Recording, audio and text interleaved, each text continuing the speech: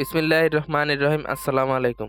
গোল্ডের যুদ্ধ এখন এমনভাবে পৌঁছেছে যে একদিকে তো চায়না এবং আমেরিকা পরের সপ্তাহ থেকে এই যুদ্ধে অংশ নিতে যাচ্ছে, আর ইন্ডিয়াও এই যুদ্ধে নামতে যাচ্ছে। ইন্ডিয়া এখন কি করতে যাচ্ছে? আসলে আমেরিকার কাছে যতগুলো রিজার্ভ গোল্ড আছে তার থেকে অনেক বেশি গোল্ড আছে ইন্ডিয়ার জনগণের কাছে। তাদের ঘরে প্রায় 30,000 টন এর মতো গোল্ড পড়ে আছে। এখন কি হতে যাচ্ছে আসলে তার আগে জেনে নেই আমেরিকা কি করতে যাচ্ছে। আমেরিকা এই কথা ভালোভাবে জানে যে তাদের কাছে যে গোল্ড পড়ে আছে তাদের ভ্যালু 1973 এর হিসাবে করা হয়েছে। তারা এর ভ্যালু করতে যাচ্ছে 2026-এ। আগামী সপ্তাহ থেকে তারা প্ল্যান করছে নতুন মূল্যে, আর তা 100 গুণ থেকেও বেশি। আর এরপর মার্কেটের ভিতরে তুফান চলে আসবে, আর তখন গোল্ডের দাম ফাটতে শুরু করবে। আর এখানে এখন কি হতে যাচ্ছে? ইন্ডিয়া একটা স্কিম তৈরি করতে যাচ্ছে তাদের দেশে। যারা তাদের ঘরে গোল্ড রেখেছেন তারা সেই গোল্ড গুলো আমাদের দিয়ে দেন। মানে আপনার কাছে যে গোল্ড থাকবে সেটা যদি আপনি গভর্নমেন্টকে দিয়ে দেন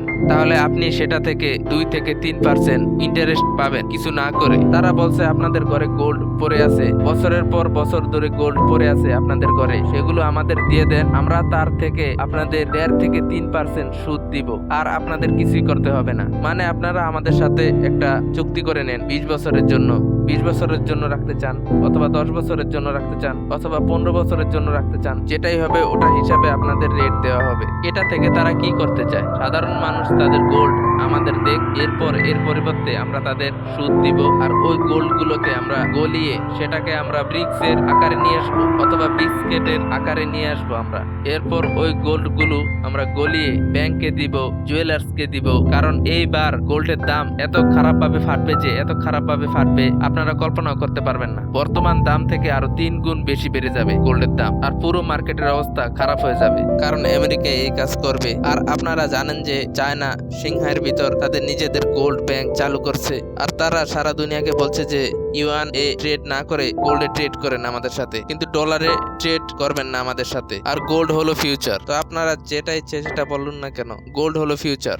ইন্ডিয়া অলরেডি গোল্ড এর উপর ডিউটি জারি করেছে, কিন্তু তবুও লোকজন গোল্ড ইম্পোর্ট করছে। এজন্য তাদের ডলারে পেমেন্ট করতে হয়। ডলারে পেমেন্ট করে তারা গোল্ড ইন্ডিয়ার ভিতর আনছে, এরপর এটা আর সার্কুলেট হয় না। আর দেখুন সাধারণ মানুষ, যেমন ইন্ডিয়ার ভিতর ট্রেডিশন এটা হলো যে কারো মায়ের গোল্ড পড়ে আছে তাদের ঘরে, তারা এটাকে তাদের মেমোরি, তাদের স্মৃতি হিসাবে দেখে। এটা তারা টাকা পয়সা থেকে বেশি স্মৃতি হিসাবে রাখে এটা। এখন যদি তারা এই স্বর্ণ, এই গোল্ড ব্যাংকে রাখে তাহলে তারা এই গোল্ডটাকে মেল্ট করে দিবে, মানে এটাকে চেঞ্জ করে গোল্ডের ফর্মে নিয়ে আসবে, যাতে করে পরবর্তীতে এটা দিয়ে অন্য কিছু তৈরি করা যায়। তো একবার যদি আপনাদের নেকলেস, হার অথবা অন্য কোনো সেট, আপনাদের আংটি, কানের দুল, এগুলো যদি একবার মেল্ট হয়ে যায় এগুলো তো আবার ফিরে আসবে না। যদিও গভর্নমেন্ট বলেছে যে আপনারা যদি আমাদের থেকে দ্বিতীয়বার নিতে চান গোল্ড, তখন আপনারা গোল্ড নিতে পারেন ওই অর্থের, অথবা আপনি ওই পরিমাণ গোল্ডের টাকা নিতে পারবেন ওই সময়কার রেট অনুযায়ী। আর এটার ভিতরে আপনাদের কোনো ট্যাক্স পে করতে হবে না, আর এটার উপর আমরা আপনাদের ইন্টারেস্ট ও দিব। এখন সমস্যা হলো সাধারণ মানুষ যে গোল্ড রাখে তারা স্মৃতি হিসাবে রাখে, কারো কাছে 20 বছর 30 বছর পর্যন্ত থাকে। আর ইন্ডিয়া এটা জানে যে গোল্ডের দাম উপরে যাচ্ছে, আর সাধারণ মানুষ তবুও গোল্ড কিনছে। এটা আমাদের জন্য অনেক ক্ষতিকর। তারা বলছে যে ঘরের ভিতর যে গোল্ড পড়ে আছে সেগুলোকে নিউট্রালাইজ করা হবে, কিন্তু সাধারণ মানুষ এটা মানছে না। দেখুন তারা আরেকটা জিনিসও জানতে চাচ্ছে যে কার কাছে কত গোল্ড পড়ে আছে। এখন তারা এটা দিয়ে শুরু করছে যে আপনাদের কাছে যে গোল্ড আছে তা আমাদের দেন। এরপর তারা স্ট্রিক করবে এটার উপর যে কার ঘরে কতটুকু গোল্ড আছে সেটা আমাদের বলেন। যদি আপনারা না বলেন তাহলে আপনার উপরে অ্যাকশন হবে। আপনার ঘরের যে গোল্ড আছে সেগুলো আমরা আয়ত্তে নিয়ে নিব। এখন প্রশ্ন হলো আপনারা কিভাবে বুঝবেন যে কার ঘরে কতটুকু গোল্ড আছে? আপনারা তো 1 বাই 1 করে প্রত্যেকের ঘরে খোঁজ নিতে পারবেন না, আর এরকম হলে তো লোকজন ছাড়বে না। আর এটাকে ফাইন্ড আউট করা তো সহজ না, আর এটার উপায় তারা এখন পর্যন্ত পাচ্ছে না। তারা আসলে রেগুলেট করতে চাচ্ছে যে কার ঘরে কতটুকু গোল্ড আছে আমরা জানতে চাই। দেখুন লোকজন এটা এত ভয় পাচ্ছে যে আমরা যদি বলে দিই আমাদের এতটুকু পরিমাণ গোল্ড আছে তাহলে আমরা ট্যাক্স রেটের ভিতরে এসে পড়বো। দেখুন ইন্ডিয়ার ভিতর যে মিলিনিয়ার এবং বিলিনিয়াররা আছে তারা ইন্ডিয়াতে থাকে না, তারা ইন্ডিয়াতে বিজনেস করে, কিন্তু তারা থাকে অন্য দেশে। তারা জানে যে হিট ওয়েভ আছে ইন্ডিয়াতে, আবহাওয়া খারাপ, অনেক ট্যাক্স পে করতে করতে হয়, এর পরবর্তীতে রিটার্নে কিছুই পাওয়া যায় না। আর লোকজন বলে যে ইউরোপে এত বেশি ট্যাক্স পে করতে হয়, ফিনল্যান্ডে 40-50% ট্যাক্স, অস্ট্রেলিয়াতে 40% ট্যাক্স, কিন্তু ওখানে আপনাদের ফ্যাসিলিটিস ওইরকমই পাওয়া যায়। ওখানের আবহাওয়া পরিবেশ ভালো, পরিষ্কার, রোড ভালো, ইনফ্রাস্ট্রাকচার ভালো, পুলিশের নিয়ম কানুনও ভালো, অনেক জায়গায় তো এডুকেশন ফ্রি পাওয়া যায়। তো এসব দেশের ট্যাক্সের পরিবর্তে অনেক কিছু এর বিনিময়ে পাওয়া যায়, কিন্তু এখানে তো কিছুই পাওয়া যায় না। এখানে তো ধর্ম, জাতপাত, সাম্প্রদায়িক দাঙ্গা লেগেই থাকে।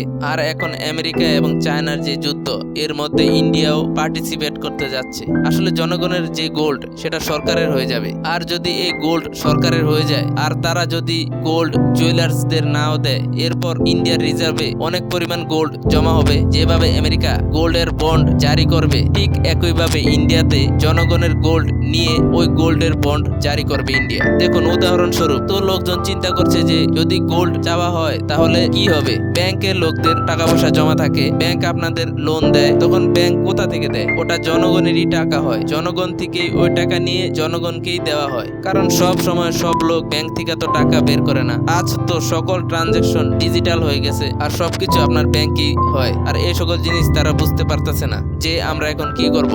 তো যেটাই হবে সেটা ক্লিয়ারলি বোঝা যাচ্ছে যে কিছু বিষয় খারাপ আছে এবং তা খারাপই থেকে যাবে, কিন্তু তা এর বিপরীত হতে পারে। তো আমেরিকা এটা ভালো করে জানে যে আমরা যেই লেভেলে গিয়ে খেলা করি না কেন, তাতে আমাদের লড়াই বড় বড় দেশের সাথে হতে যাচ্ছে। তো ইন্ডিয়া চাচ্ছে যে তাদের গোল্ড রিজার্ভ বাড়াতে, সেটা ইম্পোর্ট করে না, ইনভেস্ট করে না, তারা চাচ্ছে যে জনগণের গোল্ড ব্যবহার করতে। আর এটা অনেক বড় চ্যালেঞ্জ। আর সামনে গোল্ডের যুদ্ধ শুরু হতে যাচ্ছে। দেখুন অবস্থা হলো যে আপনার কাছে যখন অনেক বেশি গোল্ডের রিজার্ভ হয়ে যাবে, তখন আপনি সেটাতে গোল্ডের বন্ড জারি করতে পারেন। তাতে আপনি লোকদের বলতে পারেন এই বন্ড বাই করতে, আরো অনেক কিছু যেটা আগামী সময় আসবে। আর চিন্তা করেন যদি তারা কোনো রেট ঠিক করে আর গোল্ডের প্রাইস অনেক বেশি বেড়ে যায়, তখন হতে পারে মেকানিজমে এরকম রেট তৈরি করতে পারে, জনগণকে এতটুকু দেওয়া হবে আর এতটুকু আপনাদের প্রফিট হবে, আর এর থেকে বেশি ভ্যালু হলে সেটা আমাদের হবে। যে কোনো কিছু করতে পারে তারা। তো এর পরবর্তীতে তারা যে কোনো কিছু জারি করতে পারে। তো গোল্ডের যুদ্ধ সামনে আসতে যাচ্ছে। আর এটা কোনো ছোটখাটো যুদ্ধ নয়, এই যুদ্ধ অনেক বড় হতে যাচ্ছে। আর এই যুদ্ধ কখনোই শেষ হবে না।